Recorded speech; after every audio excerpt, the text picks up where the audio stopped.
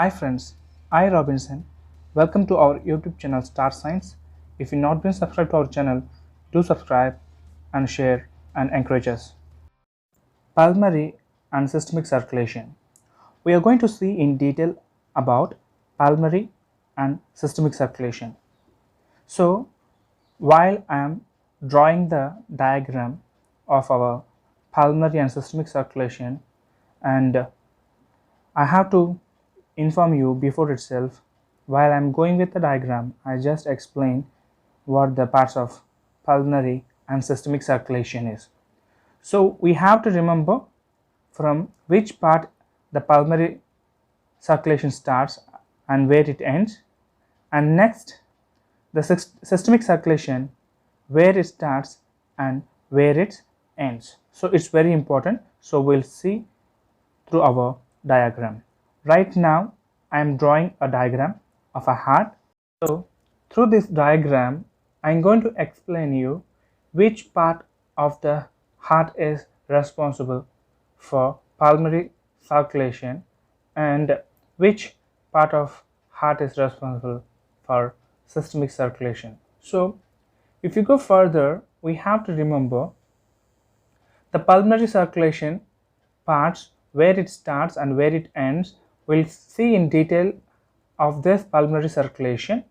We have to remember, when we go with pulmonary circulation, most probably you have to remember the CO2 blood, deoxygenated blood, will enter to the pulmonary circulation, and when it enters into the lung, after exchange of gases occurs, and it takes O2 blood, oxygenated blood, to the left atrium. So these are the major importance of pulmonary circulation.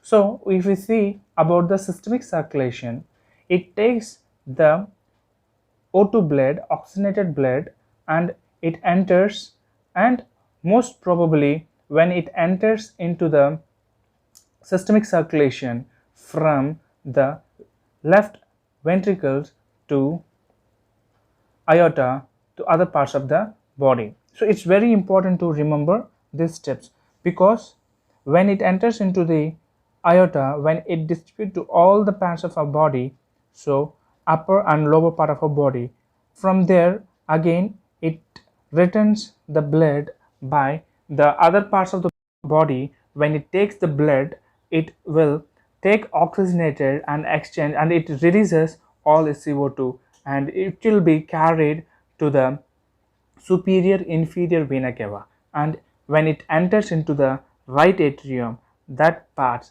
ends of the systemic circulation. And right atrium, left ventricles and right ventricles, and now we are showing inferior vena cava and superior vena cava. And very important, where we have to remember about this branch, it is arch of aorta, which will take blood to most probably upper part of our body, and descending aorta, which takes down portion of our body. So it's very important to remember. And this is aorta, and now we are going with a pulmonary vein, and this is left pulmonary vein, and either side we have a right pulmonary vein. So this four together inserted into the left atrium.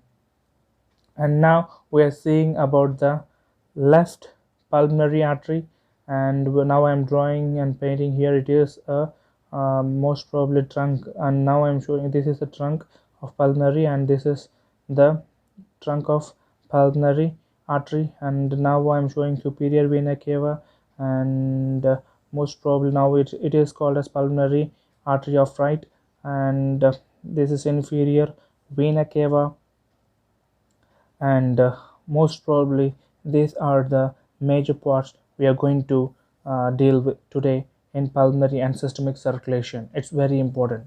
And now we have to remember, from this part I want to draw a lung, and left side of the lung and right side of the lung. So I want to draw, and I want to show how the pulmonary circulation will go and exchange of blood in a lung I want to show here, so I am drawing this diagram. Don't be get confused by making this diagram as a real diagram. I want to give you an explanation, so I'm just making the heart in a bigger way, and if not in the left cardiac notch it is situated. So I want to just show you right now from the heart, the pulmonary artery, left and right pulmonary artery entering into the lung. So as it enters into the lung, you have to remember the main portion. As soon as it enters, it will go as a pulmonary artery, and as it enters into deeper of the lung, it will give a branches of pulmonary arterioles.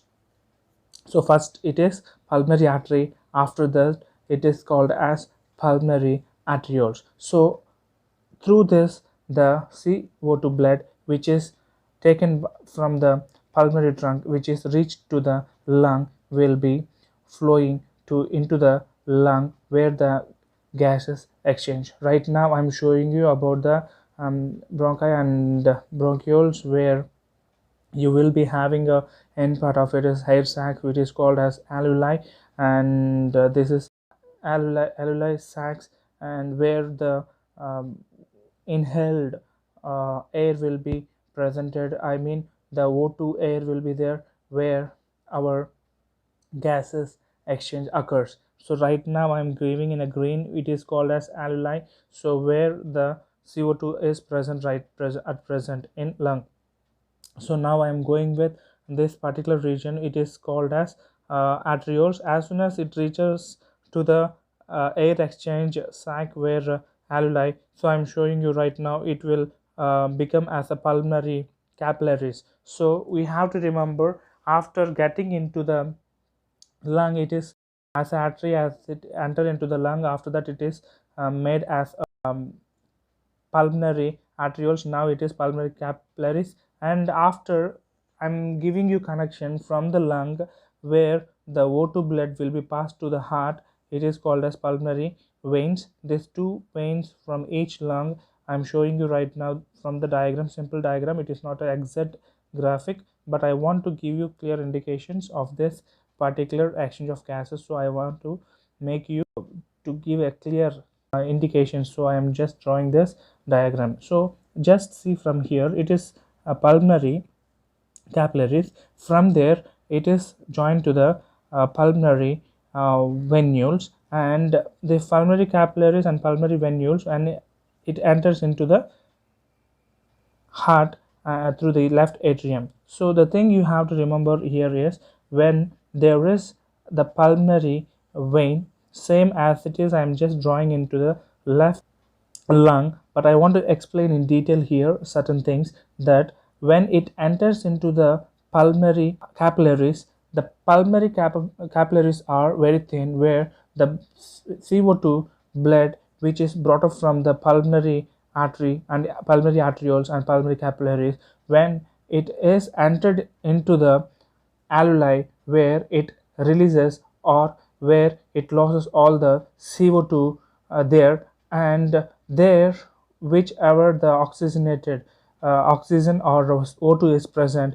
it will be gained by the capillaries of venules of pulmonary venules. So when it is gained, it will return through the pulmonary vein. So the clear indication here is that the blood will not be exchanged, or the waste will not be exchanged from this particular region, but the only gases which is coming from other parts of our body will be exchanged in alveoli. So where the CO2 blood will be left in alveoli, and O2 will be gained by the most probably pulmonary venule, and when it enters out of the exits out of the lungs, it is called as pulmonary vein. So when it enters out, and both the side from both the lung, two pulmonary veins will enter into the left atrium. So it's very important. So right now I'm showing you,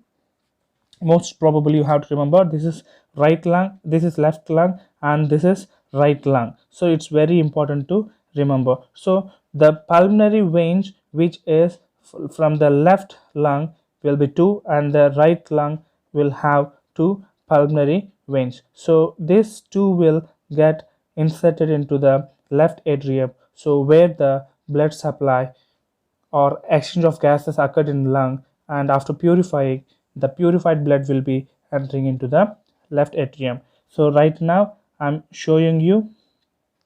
So basically this is pulmonary artery, as I explained you before itself, and this is called as right pulmonary artery. So the very important structure here is, you have to remember, only here the artery will carry deoxygenated and vein will carry oxygenated. So in other parts where vein will carry always deoxygenated, artery will carry always oxygenated. So next we'll see about the descending aorta, where the blood is taken to other parts of our body, lower parts of our body. So right now I am drawing a descending aorta. I'm not going to give you clearly the diagram, but I want to give you clear idea how the circulation occurs in our body. So right now I'm going with this particular diagram, but I will explain one exchange where the purified blood will be entered into other parts of our body, after how it will make CO2 blood and enters into inferior vena cava. So right now I'm showing you the descending aorta, which is, it is called as large systemic artery, or it is also called as, because it is made up of elastic. So this is a large elastic artery, and the from the main branch of aorta, where the artery which is called as the branch which arises from the aorta, the branch, it is called as medium artery, or it is fully made up of muscular, so muscles, so it is called as muscular artery. So right now I'm showing you about the muscular artery. So the muscular artery is nothing but, it is a branch which is from the aorta, descending aorta. So now I am showing you about this muscular artery. After that, it will go in other parts. When it enters into the other parts, it will give still smaller branches. So that smaller branches, most probably you have to remember, because the muscular artery is bigger than this particular branch, this branch, it is called as arterioles. What it is called as arterioles. This particular arterioles will have a thin vascular. And next one we have to remember is, so right now I'm showing you, this is called as arterioles. So most probably we have seen about the large systemic artery, which is aorta. From there the branch which is divided, and it is called as a medium artery or muscular artery. After it makes in deeper of the particular organ or any parts of our body, it is called as arterioles. Right now I'm showing you about the capillaries.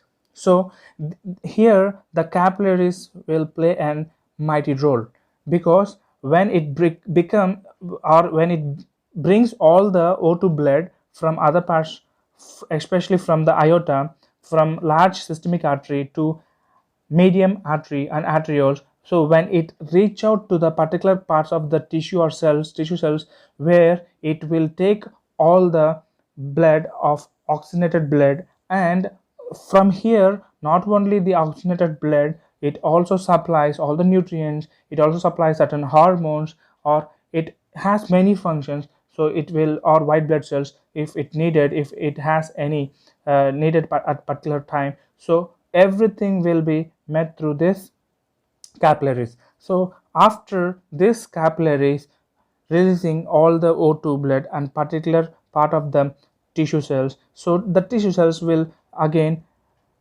releases CO2 and waste, so which will be collected from this particular capillaries, and it written as a venules. So it's very important. So first we have seen about the artery, now we are seeing about the vein. So this particular region which is called as venules. So the venules are also called as thin vessels. So you have to remember this thin pipe where the collection of waste and CO2 from the tissue cells, so other parts of body, so it will be taken and it will furtherly taken deeper, and where it is called as small veins. So right now I'm showing you this is called as small veins, and these small veins, after capillary, after taking off the CO2, where it is taken, it is called as venules. After passing from the venules to other parts of our body, into main parts of our body, it is called a small vein. So further it is again go and joins into as a main vein, so it is called as large vein. So this large vein will go and connect to the inferior vena cava. So as this inferior vena cava, as soon as this large vein will connect to the inferior vena cava, from upper part also same thing occurs, so it will come and connect to the superior vena cava. So this both inferior and superior vena cava will come and exit in right atrium. So it's very important to remember. So right now I want to just explain you where the most probably CO2 and O2 occurs. Just I am writing CO2 and O2 where it has been exchanged. So I hope you are able to remember, or you are able to identify the differences between pulmonary circulation and systemic circulation.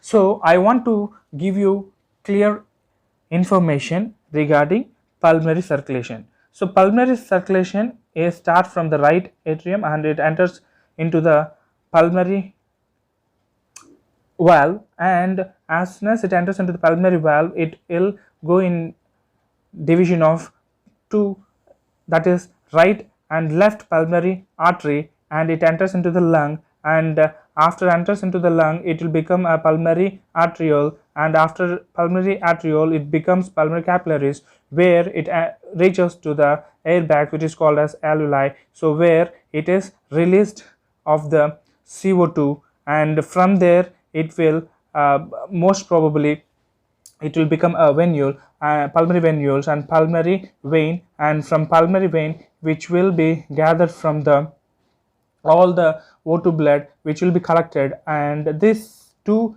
vein from the left lung and two vein from the right lung which will come and enter into the left atrium. So when it enters into the left atrium, when it leaves the oxygenated blood, so from right ventricle to left atrium, the main thing circulation is called as pulmonary circulation. So from left atrium, when it passes from the mitral or bicuspid valve, when it enters into the most probably left ventricles, here it starts systemic circulation, and when it enters into the aorta through a aortic valve, and it passes through aorta and other parts of the body, as I explained in detail about the large systemic artery and capillaries of pulmonary and venules, and as it connect to the inferior and superior vena cava,